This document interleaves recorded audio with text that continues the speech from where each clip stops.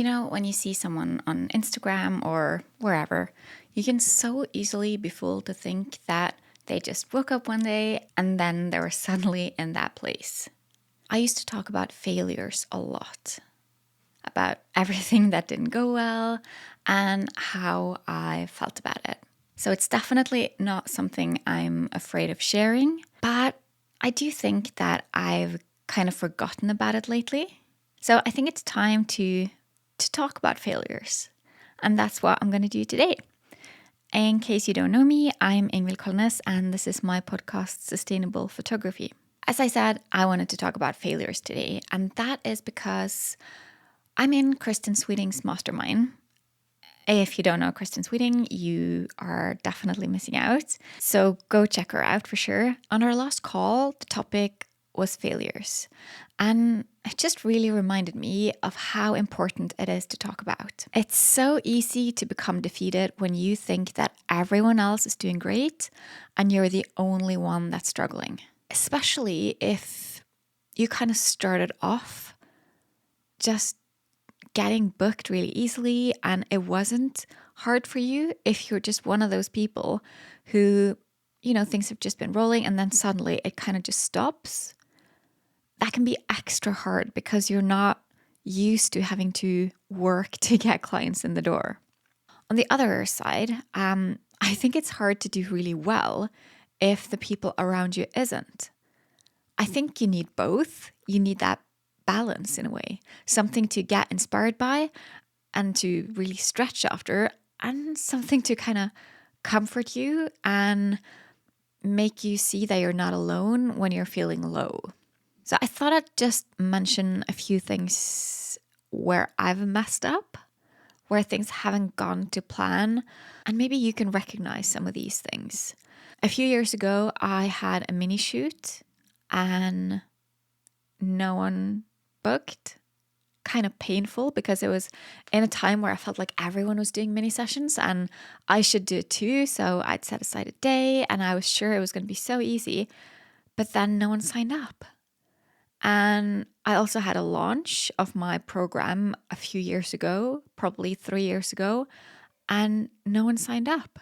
And then when I think about it now, it's really so obvious because what I did in both those cases, I mentioned it once and then I just hid because I was too scared and too nervous, and I just felt a bit ashamed that people weren't jumping to get in, because that's how it seems when everyone else were to share, oh, they shared and suddenly they were fully booked. And it wasn't like that for me. This should actually be an episode on its own, but once I lost photos from a wedding. They disappeared. The storage situation wasn't good enough. My workflow wasn't good enough, and I lost a bunch of photos. I got them back, but it cost about $3,000.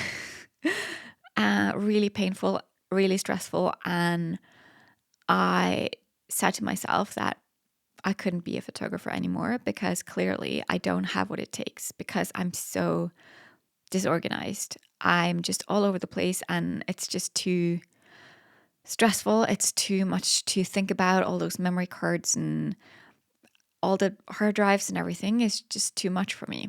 Don't know when that was. Maybe 2000, maybe, I don't know, 2018 maybe. So it's been, I don't know, 5 or 6 years, and I had a photo shoot yesterday, so I haven't given up. I realized that I could still do it, but it was definitely painful. Okay, I feel like I'm kind of just listing things now, just because I don't want to go in too deep in any of these things. Not because I don't want to, but just because I want you to see that a lot of bad things happen to everyone, basically. I've had clients wanting to sue me. That was during the pandemic. And even though, I did all the things trying to help my couples out, they got new dates, I was willing to do all sorts of things to make them happy. Actually, 2 different couples were really unhappy, and one of them threatened to sue me if they didn't get their money back, and another one sent my contract to some kind of consumer aid or something like that. Obviously, nothing came of either one of those because I hadn't done anything wrong. I'd stretched really far outside of what I had to make them happy. But to me, it was such a painful situation. Honestly, the whole of the pandemic was a nightmare. I lost so much business, I lost so much money, and it was just a nightmare. I think if I were to do it over again, not that I ever want that to happen again, but if I were to be prepared for that kind of a situation, I would make sure that my contract was reviewed by a lawyer, not just a template I picked up online, an actual lawyer to go through the contract based on my specific case, my conditions, my way of working. And I wish that I had had a different company structure. I am not completely sure about this, but I think in the US it's called like a limited liability corporation or something like that instead of being a sole proprietor. In Norway, it's called having an AS instead of having an enkeltpersonforetak, which is what I had. And when you lose a lot of business and you're just working by yourself without any great structures around you, you lose a lot if things go bad.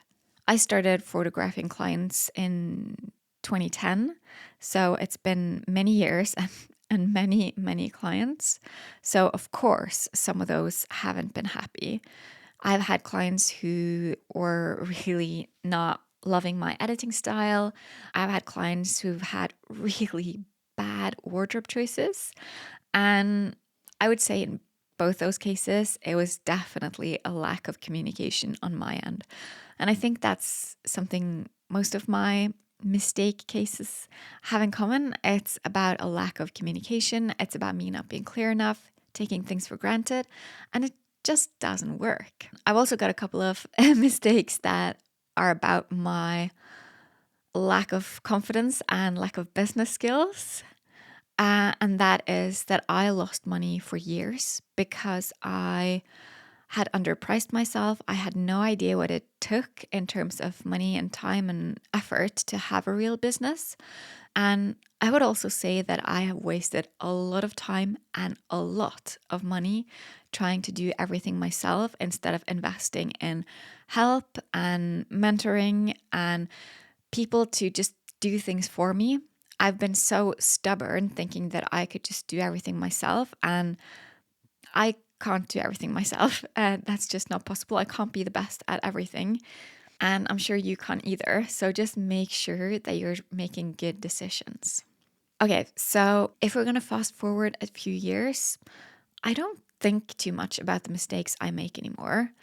I think it's because I've gotten so used to it. I make mistakes all the time, like probably every single day.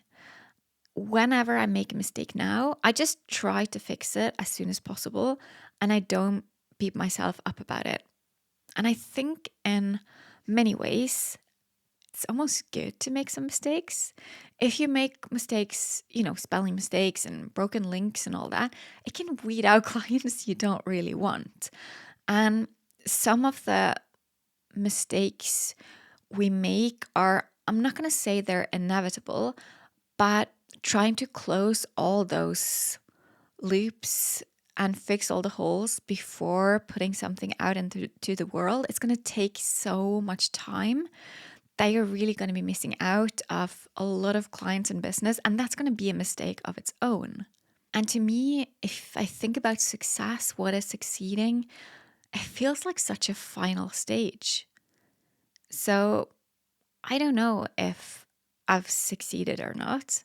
I'm in no way done. I am very happy though. I make enough money to get by.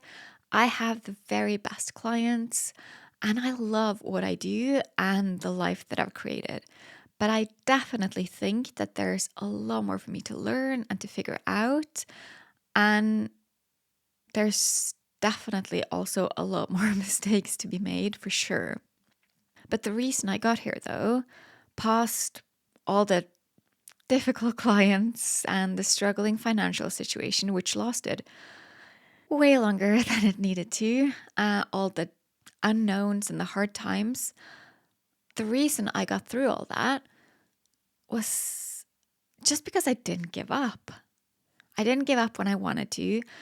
I just kept posting and sharing. And yeah, it's been somewhat irregular, but I kept going and I kept doing the things that I thought would get me closer to where I wanted to go. And I hope that you will too. Even when it feels like a struggle, even if you're not making as much money as you thought you would, or if you have fewer clients reaching out than you hoped or than you have in the past, keep showing up and try new things. And having a group of cheerleaders and a coach behind you always helps. I know that I definitely couldn't do it without any of my people. You just listened to an episode of Sustainable Photography. Please share this episode with a photographer you care about.